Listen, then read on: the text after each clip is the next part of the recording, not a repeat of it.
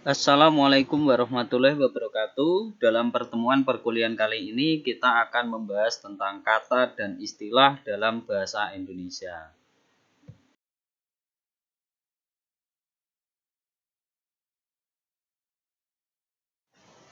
Perlu diketahui bahwa tujuan pembelajaran dalam perkuliahan ini adalah yang pertama membedakan kata dengan istilah, menggunakan kata yang benar, menggunakan kata yang baik, dan yang keempat adalah menggunakan istilah dengan tepat.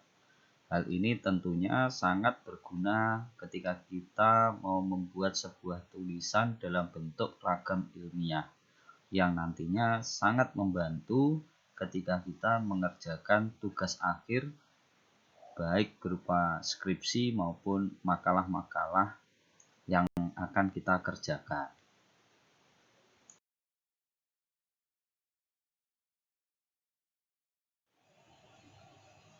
Konten materi yang akan kita bahas adalah tentang perbedaan kata dengan istilah, penggunaan kata yang benar, kemudian kata yang baik, dan yang keempat adalah istilah.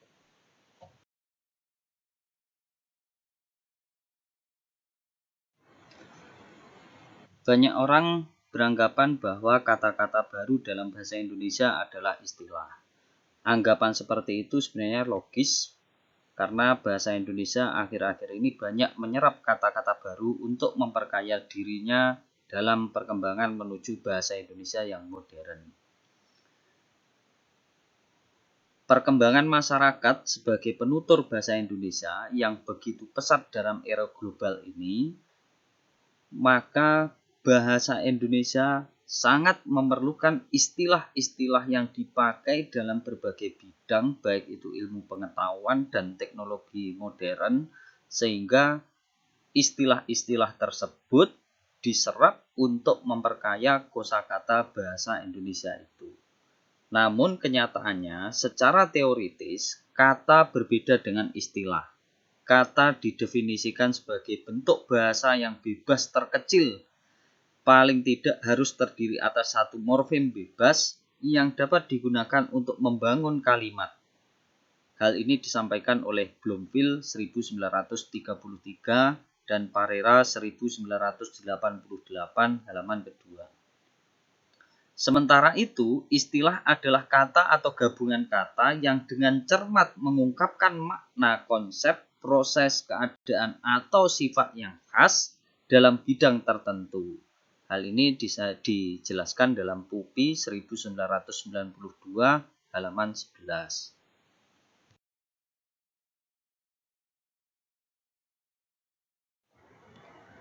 Dengan demikian dapat diketahui perbedaan antara kata dan istilah.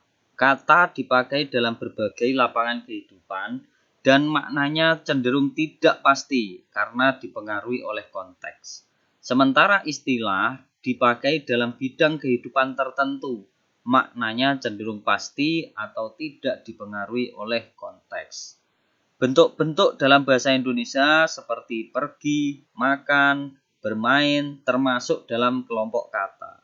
Sedangkan bentuk-bentuk seperti energi, anus, narkotik, dan atom termasuk ke dalam kelompok istilah. Misalnya saja kata atom dipakai sebagai istilah dalam bidang kimia.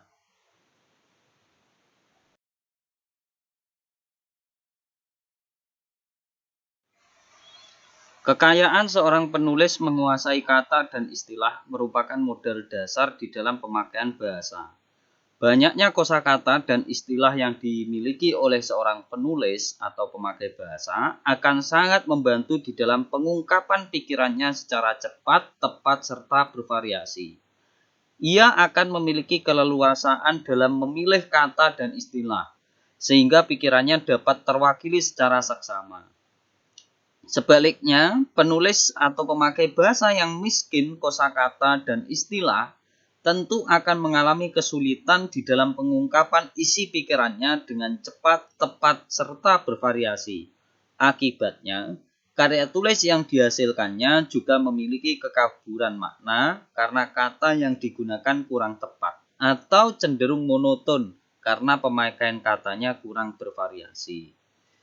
Sehubungan dengan hal itu, maka dapat dikatakan bahwa kata dan istilah merupakan unsur bahasa yang perlu diperhatikan dalam pemakaian bahasa Indonesia, terutama dalam membuat karya ilmiah.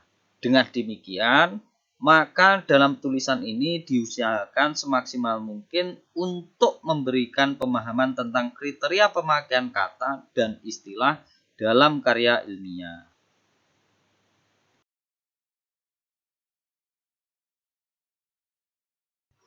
Pemakaian kosakata seseorang tidak selalu sama dengan orang lain. Seorang sarjana teknik akan memakai atau menguasai kata-kata dalam jenis yang berbeda dengan seorang petani. Demikian juga seorang sekretaris sebuah perusahaan akan memakai atau menguasai kata-kata dalam jenis yang berbeda dengan seorang ibu rumah tangga. Perbedaan itu disebabkan oleh adanya lingkungan pemakaian bahasa yang berbeda, sehingga dipakai kata-kata yang sesuai dengan lingkungan tersebut. Kenyataan seperti di atas mengindikasikan bahwa pada prinsipnya pemakaian kata itu adalah pemilihan kata atau diksi yang disesuaikan dengan lingkungan pemakaian bahasa tersebut. Coba Anda perhatikan, seorang penulis itu mampu menggunakan kata-kata di bawah 4.000 kata. Sementara dalam Kamus Umum Bahasa Indonesia, cetakan tahun 1993 itu memuat 71.000 kata. Hal ini menunjukkan bahwasanya masih banyak hal yang bisa dikembangkan atau divariasikan ketika kita membuat sebuah tulisan.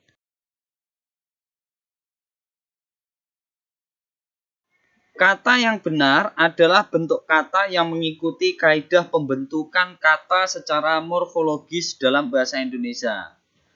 Dalam bahasa Indonesia dikenal dengan adanya kata dasar dan kata jadian.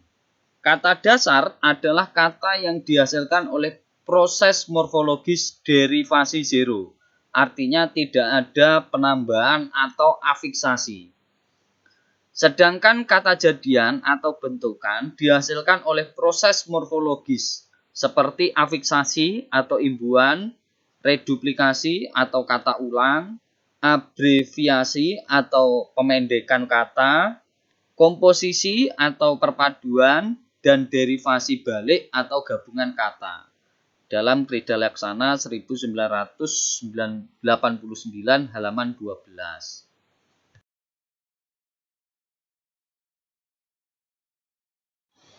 Salah satu kaidah pembentukan kata yaitu dengan menggunakan prefix atau awalan meng.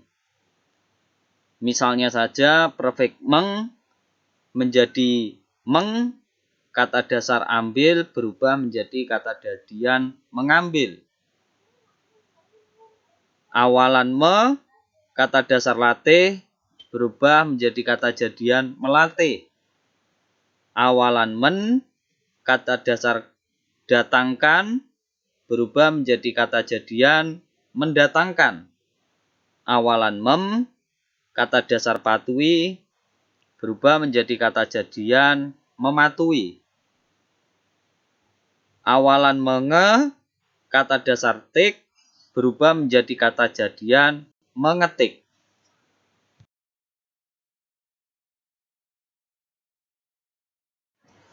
Selanjutnya mari kita perhatikan kalimat berikut. Apakah sudah sesuai dengan kaidah kata yang benar?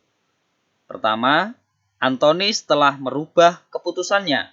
Kedua, pengrusak gedung itu telah ditangkap polisi. Ketiga, mereka tidak mampu mengelola keuangan.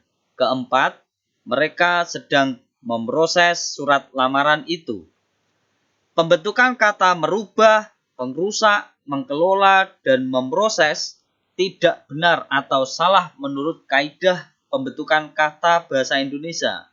Pembentukan kata yang benar seharusnya adalah mengubah, perusak, mengelola, dan memproses. Untuk lebih lanjutnya, silahkan Anda perhatikan aturan pelesapan K, P, T, S dalam bahasa Indonesia.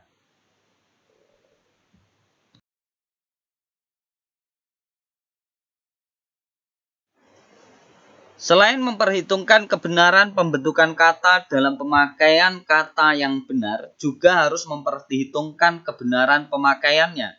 Kebenaran pemakaian adalah kebenaran penggunaan kata itu menurut konteksnya, atau kata yang mendahului atau yang mengikutinya dalam kelompok kata atau kalimat. Pembentukan kata dengan imbuhan atau afik akan membawa konsekuensi perubahan makna atau arti yang ditimbulkan oleh afik tersebut. Maka, kata bentukan harus digunakan secara benar menurut maknanya. Mari kita perhatikan beberapa contoh kalimat di bawah ini.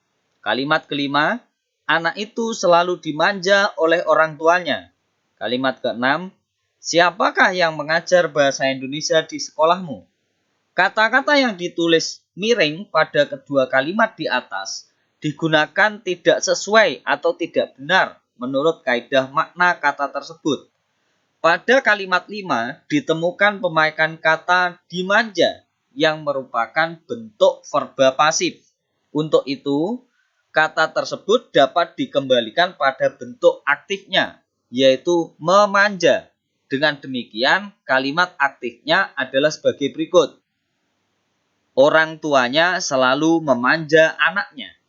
Setelah dijadikan bentuk aktif, barulah diketahui bahwa kata itu digunakan tidak menurut kaidah maknanya. Kalimat yang benar adalah sebagai berikut. Orang tuanya selalu memanjakan anak itu. Dengan demikian, maka kata bentukan pasif yang benar pada kalimat 5 adalah dimanjakan.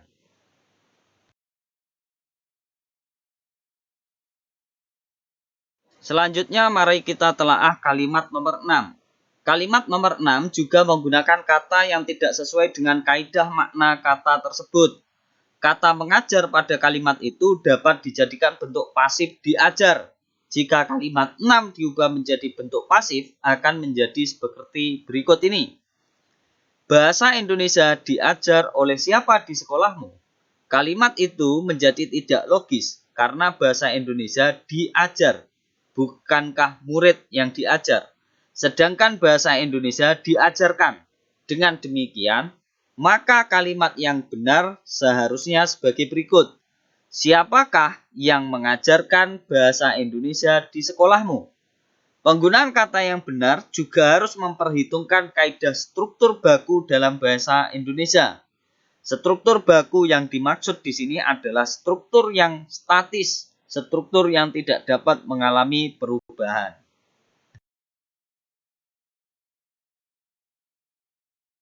Setelah kalian memperhatikan dan memahami tentang penggunaan kata yang benar dalam kegiatan belajaran ini, maka terdapat umpan balik kegiatan belajar yang harus kalian lakukan, yaitu buatlah sebuah kalimat dengan menggunakan konsep pembentukan kata dengan imbuhan atau afik, kemudian analisislah konsekuensi perubahan makna atau arti yang ditimbulkan oleh afik tersebut, sebagaimana contoh telaah pada kalimat nomor 5 dan nomor 6 di atas. Tuliskan hasil analisis kalian di dalam kolom komentar.